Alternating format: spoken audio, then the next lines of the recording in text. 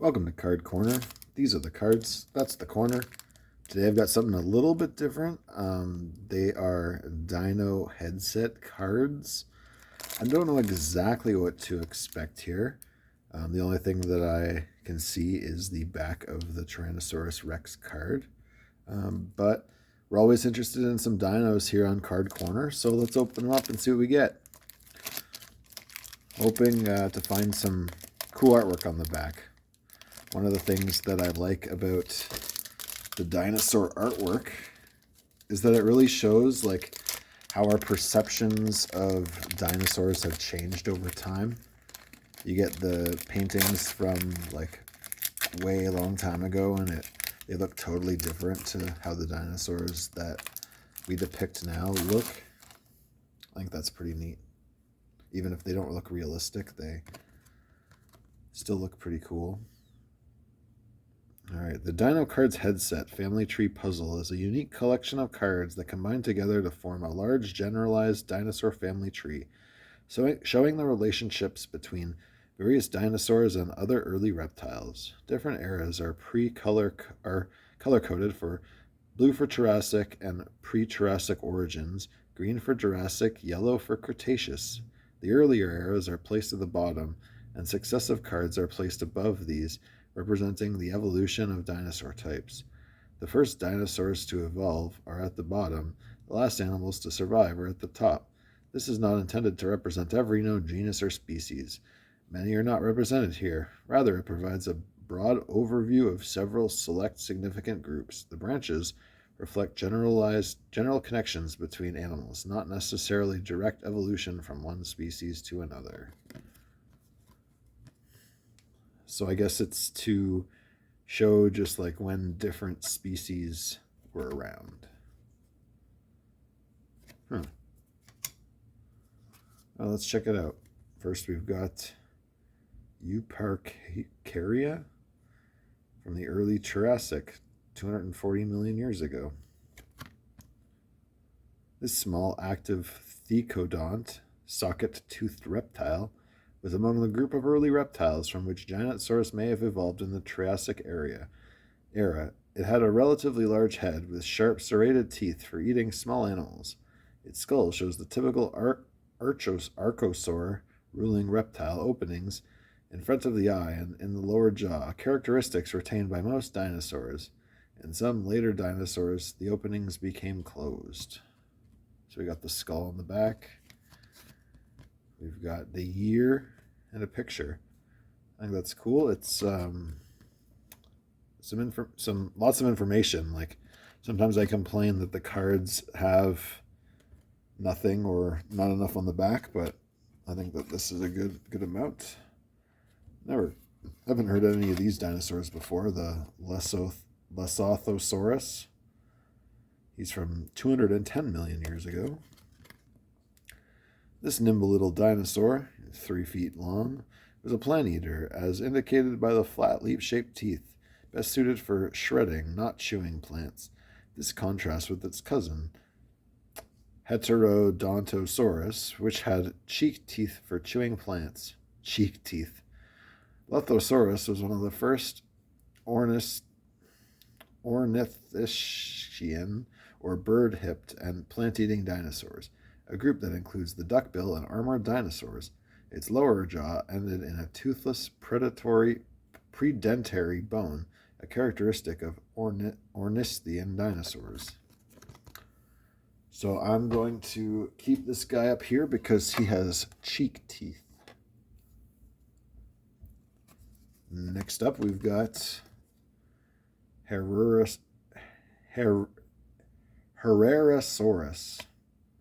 He was around 225 million years ago.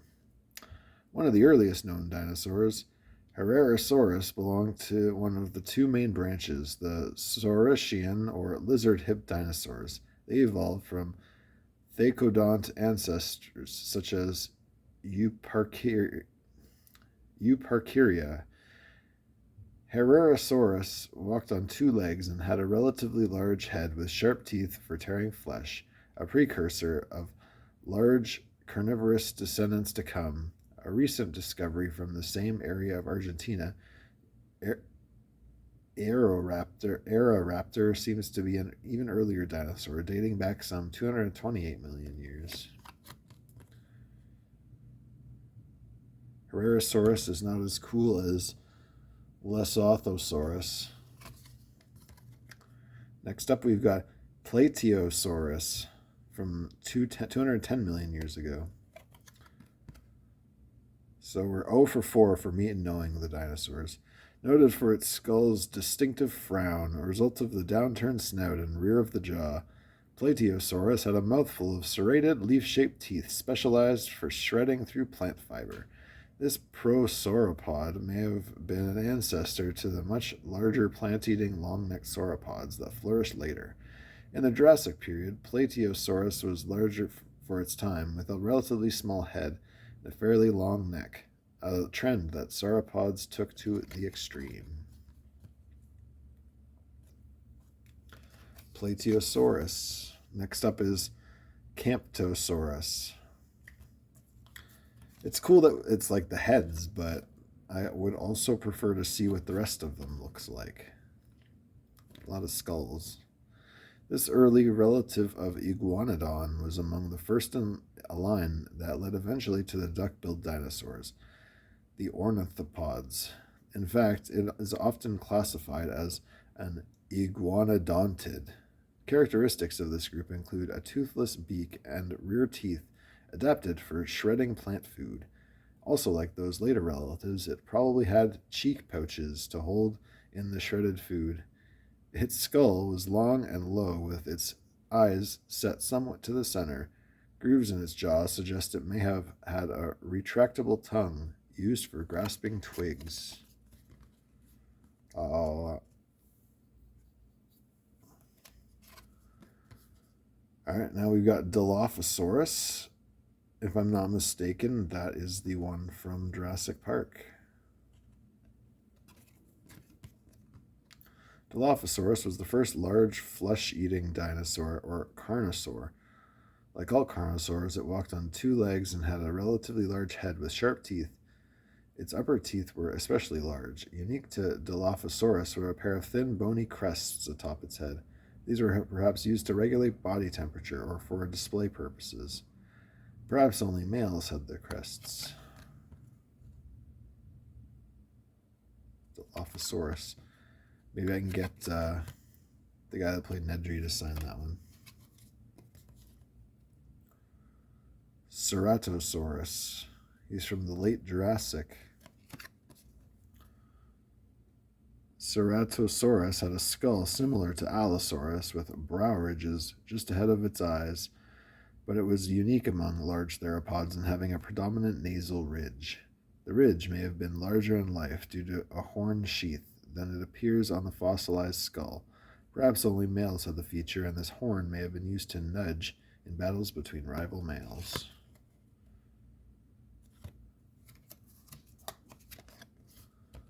Next up, it's Allosaurus.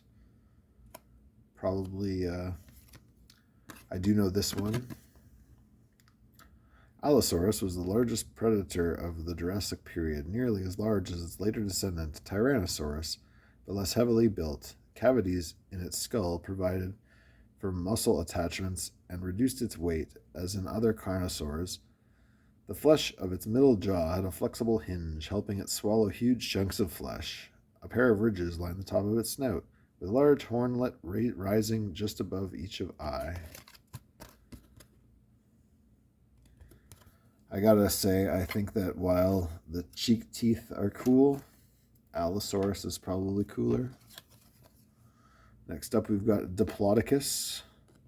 Maybe I'll send this one to Diplo. That would be kind of cool. Unlike Brachiosaurids, Diplodocus had no tail nasal ridge, but its nostrils were set just above its eyes. Its body structure, as well as its skull, suggests it probably fed on lower-level plants and tree leaves than it did distant cousins such as Brachiosaurus. It probably kept its head relatively level with its body when feeding, stretching for higher levels only when necessary. Its teeth were peg-shaped and set only in the front of its mouth, perfect for stripping pine needles and leaves off twigs. Diplodocus. All right, we've got Herrerasaurus. I don't know that one. This sauropod has its nostrils set in a nasal chamber above its head, similar but not as prominent as that of its cousin Brachiosaurus. Its spoon-shaped teeth were specialized for clipping leaves. This compact skull was once thought to have belonged to Brontosaurus, a genus now known to have had a low skull like Diplodocus. Consequently, Brontosaurus's name was changed to Apatosaurus.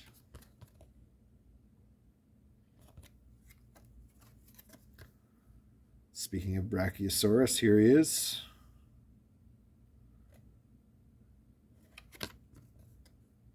Brachiosaurus lived in both Jurassic and Cretaceous eras and included the largest animals ever to walk the planet. Typical of this group is Brachiosaurus, with a flattened snout and a greatly expanded nasal chamber above the eyes. Brachiosaurus seemed to have browsed high in the upper levels of the trees, and had a large chisel-shaped teeth well suited for clipping foliage from the trees.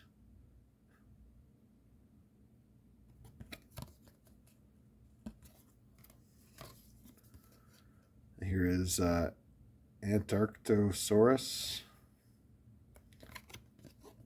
This South American sauropod, long-necked plant eater, was similar to Diplodocus in having its nostrils set just above the eyes, no tall nasal ridge, and pegged teeth set only in the front of its mouth, an adaptation for stripping needles and leaves off twigs. However, its face was more steeply sloped than its North American cousin.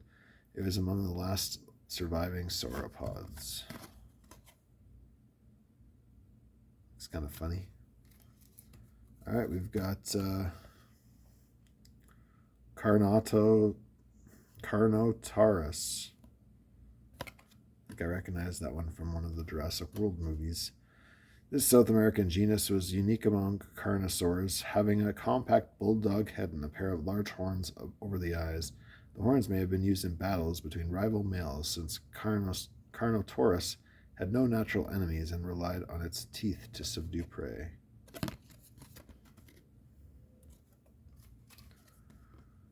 Next up is Baryonyx.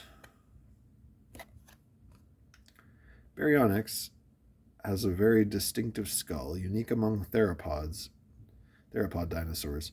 Very unlike the tall, box-like heads of other theropods, its head was long and low, with nostrils set far from the tip of its snout.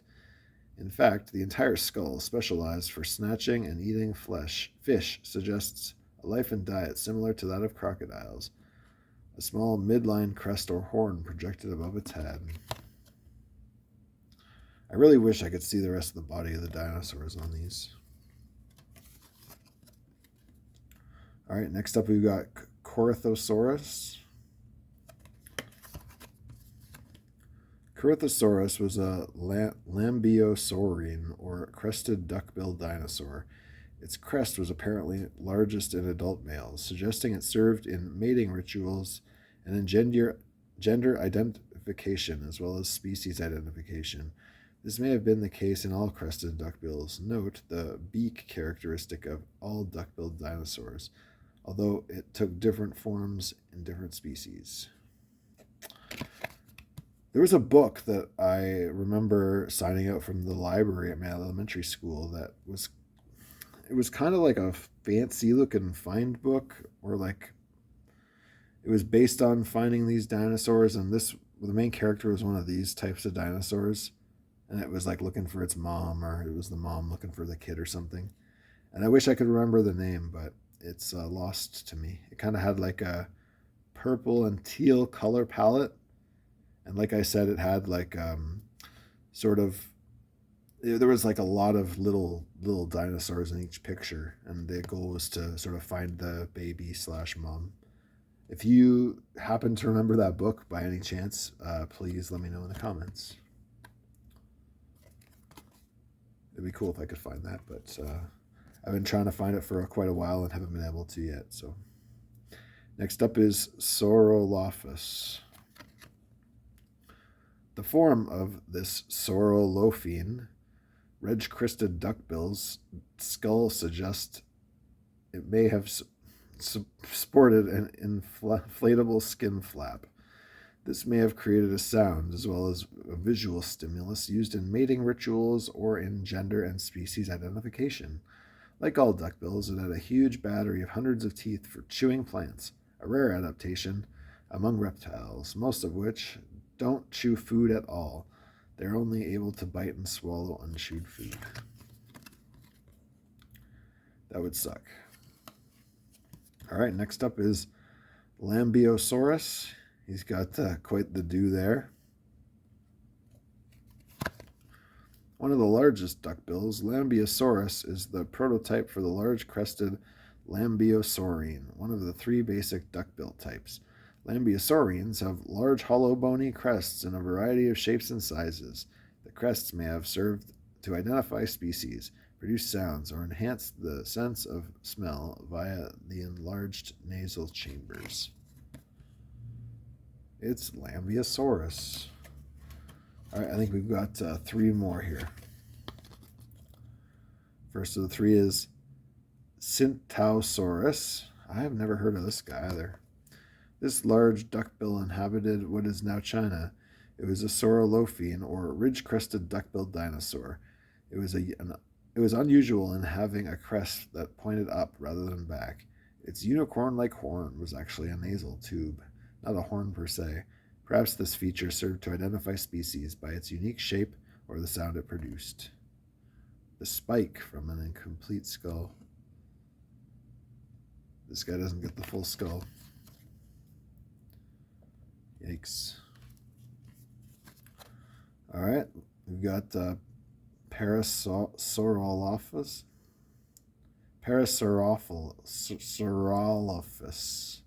Saurolophus. Nailed it.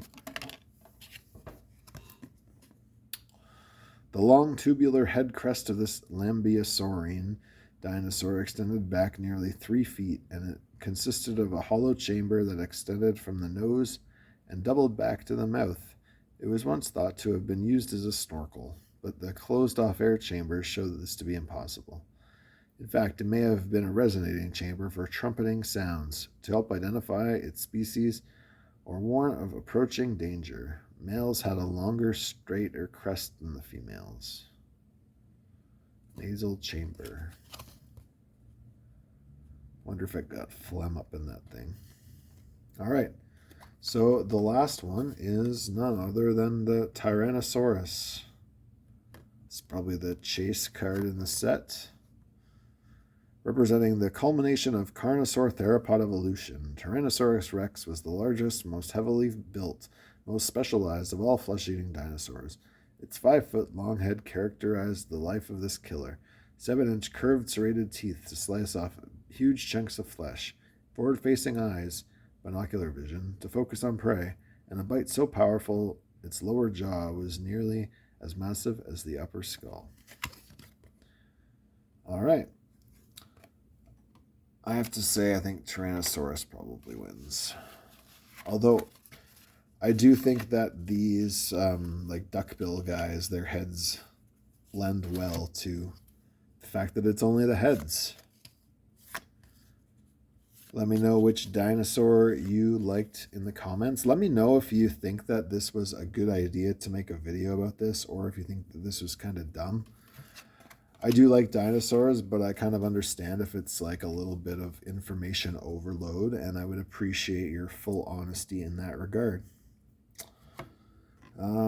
I do enjoy that I get a Tyrannosaurus Rex card. If you want to trade for any of the other cards, then let me know in the comments, and we can hook that up. You can get the Brachiosaurus and try to get Sam Neill to sign it. I think that would be cool. This was Dino Headset cards on Card Corner. Take it easy.